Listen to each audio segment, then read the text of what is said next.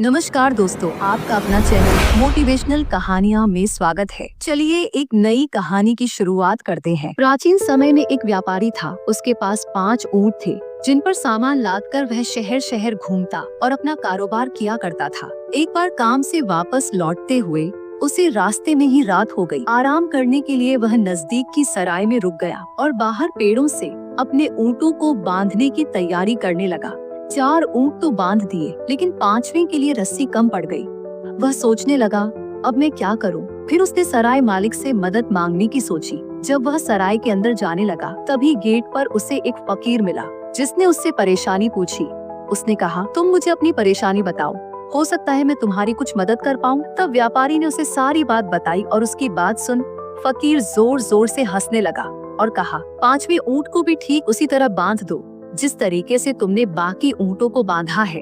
फकीर के ये कहने पर व्यापारी को गुस्सा आ गया और गुस्से में बोला, उसे बांधने के लिए मेरे पास रस्सी कहाँ है? इस पर फकीर ने कहा कि तुम उस ऊँट को कल्पना की रस्सी से बांधो। यह सुनकर व्यापारी को फकीर की सारी बात समझ में आ गई और उसने वैसे ही ऊँट के गले में रस्सी बांधने का नाटक करते हुए फंदा डालने जैसा व्यवहार किया और उसका दूसरा सिरा पेड़ से बांध दिया। ऐसा करते ही ऊँट बड़े आराम से बैठ गया। फिर व्यापारी सराय में चला गया और अंदर जाकर बड़े आराम से चैन की नींद सो गया। जब सुबह उठा और चलने की तैयारी करने लगा, उसने बाकी ऊँटों को खोला और चलने को तैयार हो गया। लेकिन जो 5वां ऊँट था, वह हाँकने पर भी खड़ा नहीं हुआ। व्यापारी को इस पर गुस्सा आया और वह उसे मारने लगा, लेकिन फिर भी ऊँट नहीं उठा। इतने में कल वाला फकीर फिर वहाँ आ गया और उसने व्यापारी से कहा, पागल, इस बेजुबान को क्यों मार रहा है? कल जब यहाँ ऊँट बैठ नहीं रहा था तब भी तुम परेशान थे, और आज जब ये आराम से बैठा है तुम्हें तब भी परेशानी है।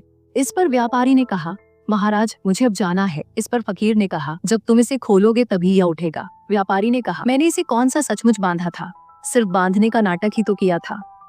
तो इस पर फकीर बोले, जैसे कल तुमने इसे पेड़ से बांधने का नाटक किया था, वैसे ही अब इसे खोलने का भी नाटक करो। तब व्यापारी ने फकीर की बात मानते हुए वैसे ही किया और पल भर में ऊँट खड़ा हो गया। दोस्तों, यह कहानी हमें यह सिखाती है कि मानसिकता और विश्वास कितने प्रभावशाली होते हैं। ऊँट को बांधने के लिए कोई वास्तविक रस्सी नहीं थी, लेकिन वह मान बैठा कि वह बंधा हुआ है। इसी तरह हमारे जीवन में भी कई बार हम अपनी मानसिक धारणाओं और सोच के बंधन में फंस जाते हैं, चाहे वे वास्तविक न हो। हमारा विश्वास और सोच हमारी स्थिति को तय करती है। कभी कभी हमारी कल्पनाएं या धारणाएं वास्तविकता से ज्यादा असर डालती हैं। शांत मन और समझदारी से हर समस्या का हल निकाला जा सकता है। दोस्तों, आप सभी को हमारी कहानी कैसी लगी कमेंट करके जरूर बताएं। फिर मिलते हैं दोस्तों नई वीडियो और नई कहानी के साथ। तब तक के लिए हंसते रहिए, मुस्कुराते रहिए। राधे राधे।